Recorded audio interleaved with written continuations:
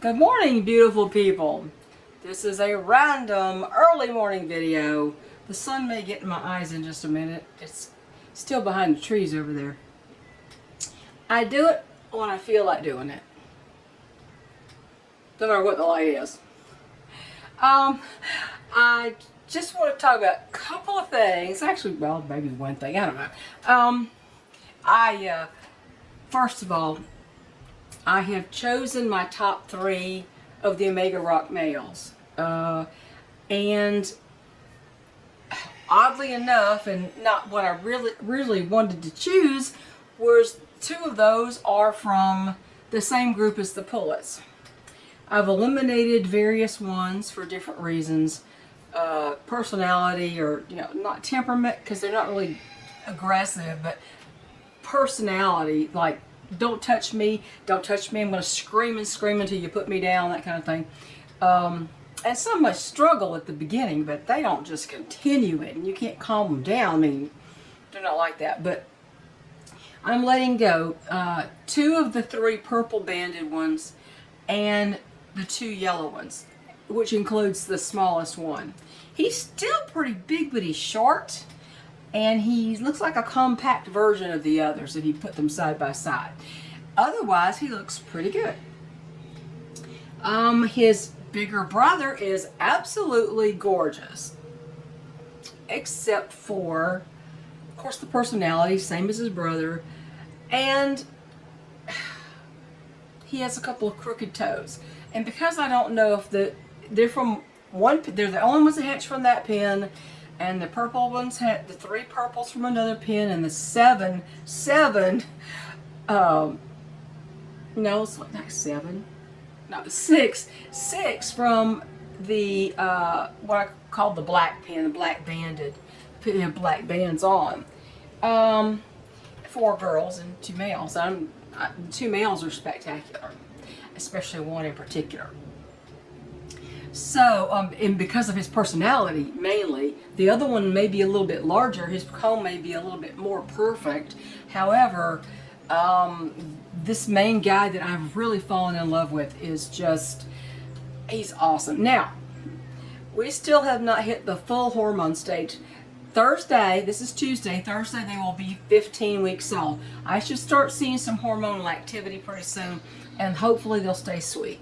And because roosters that don't realize who feeds them and brings the water and takes care of them, roosters that are kind of dumb don't get to stay. I don't want to propagate those genetics. But I picked 3. The 2 black banded ones are being, at least half brothers, and then there's the 3rd one from the purple group. And I'll tell you, I've already named the 3. Now, in the end, the last one may not end up staying. A 3rd one may not end up staying. It just depends on how their personalities and their temperament shakes out. They all look good. Now, my first rooster ever was a barred Plymouth Rock, a hatchery guy, sweet guy, and his name was Hawkeye. I named him that because my favorite movie is The Last of the Mohicans with Daniel Day-Lewis that came out in 1995. I saw it on the best theater ever called the Cinedome in Ogden, Utah, and huge curved screen, the stacks. I mean, it was just, it's a great theater. I don't think it even exists anymore. I think they tore it down. Why, I don't know. Maybe it got into too bad a disrepair. But that's always my favorite movie. And I don't like period pieces normally, but I loved that. And I still like it. I've seen it. I don't watch a lot of movies more than once, but I've watched this probably 5-6 times. And so I thought, well, my first barred rock rooster was Hawkeye. So now here comes the sun. So let me back off. Hang on just a minute. This is going to be trying. Okay, first rooster ever was a barred rock named Hawkeye. And so because this is the last line of barred rocks I'm going to breed from, I'm not going to do any more. I'm about to turn 69. My husband's 72, and he'll be 73. and in February, and he's got bad health, and I just don't know how long I can manage all the chickens. And but anyway, that's another subject.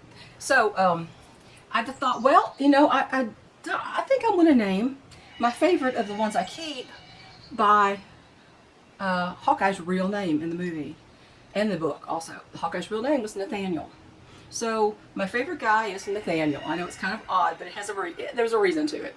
And if you recall, if you saw the movie, there was a British captain or major who was in love with Miss Monroe, Cora Monroe, and of course she had only eyes for Hawkeye. So he was very jealous, but they were in competition for her, basically. And although there wasn't much of a competition, so that major's name was Duncan Hayward, and so Nathaniel's brother's going to be Duncan. And the third one, he's the purple banded guy of that group of three, he may be staying permanently. I don't know. It just depends on what happens, or he may take a place of one of the others if they turn bad. And his name is going to be Angus. And Angus is, I had a porcelain Belgian Denver rooster named Angus. Hang on. Sorry, I'm trying to avoid the sun. It was in my eyes. I couldn't even open my eyes. Okay. The third one is named Angus because we had, when I hatched out the Belgian Denvers back in 2011, I had two porcelain males. Aubrey, which I kept, and I was going to keep Angus. Well, when Angus was very young, he ended up, he was rather weak. And he didn't survive after. He was several weeks old, but then he just went downhill and didn't survive. So he didn't live out his life here. So that name is kind of open. So anyway, so we've got Nathaniel, Duncan, and Angus. Strange names. Now, of course, the girls, that's a whole other story. I've got my little girl I'm naming after my Aunt Ethel. Her name was Maggie Ethel, and so this is Maggie Ethel, but I'm going to call her Ethel. And she's the friendliest and the smartest of all of them. No bad people are named Ethel. Have you ever noticed? I think all good people are named Ethel. Or all Ethels are good people, but that way. Something really unusual. A lot of Ethels if all the good people were named Ethel. So the other three, I'm just now seeing their comb differences. They're just now getting big enough to see the difference, and I'll be naming them. But anyway, that's what I want to get that out of the way for. And if I remember right, I will put a picture of the three boys up here that I'm keeping. So if I remember, you notice how many times I say if I remember? Yeah, sometimes I don't. But I wanted to talk about something. I've always said I do not ever want to go into an old folks home. I don't ever want to live in a community, the over 55 community, adult communities. Oh, please save me from that. I could not live in one of those. I would not live in one of those. If anybody giving me a choice, if I got my wits about me, I ain't going there. And I've always said the same thing about it. I said, I don't want to hang around, even though, no matter my chronological age, I don't want to hang around a bunch of people that all they talk about are their ailments and their aches and pains and their doctor's appointments and their specialists and their drugs. I don't want to be around that all the time. So I've always said that. Well, I checked out a channel called Solo Second Half. Feisty lady. She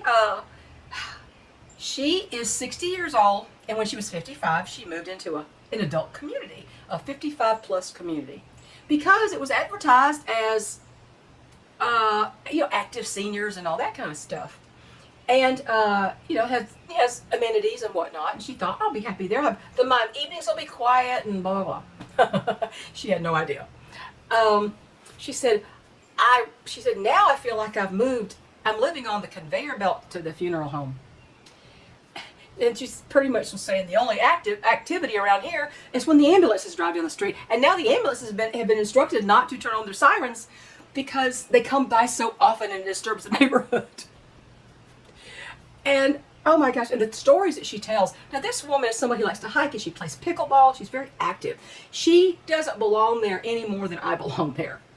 But now she's moved there and she's regretting every bit of that decision. And yeah, and there was and I'm going to put these two things together. I saw a woman, beautiful young mother, in the car with her son, her little son. He was like, he looks like maybe 4 or 5 years old. And handsome little dude, okay. And he's hanging over the back seat and listening to mom. And mom was saying, well, you you see all these bushes out here. Do you see how these bushes all look like each other and these bushes all look like each other over here? And she says, that's because they're close together. They copy each other. They're the same kind, that kind of thing. And she said, well, you know, she said, it's kind of a lesson about how to choose your friends. Choose who you're going to hang out with. Are you going to hang out with people who make bad choices, who are disrespectful to people, who steal things? She says, if you had friends like that, do you think you would eventually start acting like them? And he says, yes. And she says, yes, you would. She said, you hang out with people and choose your friends by who makes good decisions and who's respectful to other people and who do good. She did the whole thing, and I thought, yeah, exactly. You hang out with the people that you really want, you should emulate. Not that you are like, but that you should emulate. And or what you were like in the first place. But if you hang out with, you keep the wrong friends, you're kind of gonna eventually pick up their habits, even though you don't think you will. And you know, I have had friends who drop the F-bomb quite a bit. I've never said that word. So, I don't have to take it on, but a lot of people will, especially younger people, will take on the traits, the behaviors, and actions of their friends. Even though they know they shouldn't, they do. So I thought, well, you know what? The lady who moved into the over 55 community, she's not hanging around with those that she would like to be like, that she wants to emulate. They probably would like to emulate her if they can get out of themselves and out of their heads long enough and out of their misery to see that she's not like them, that she's doing great. So that was just, those two things hit together like it was a good combination of videos, talking about the young and talking about the old, and hang around with the people you most think you should be like or want to be like, not the people that are like the majority of maybe your age group. Hang around with the right people. And I mean, that sounds terrible, the right people. People who behave in ways that are positive and who are they're industrious and they have interests and they don't just sit around talking about their ailments and their aches all the time.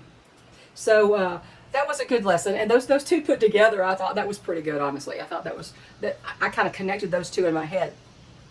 So yeah, I don't want to be like those people on the conveyor belt to the funeral home. And I don't think I'm going to be. I told my sons, I said, don't you ever take me off this place.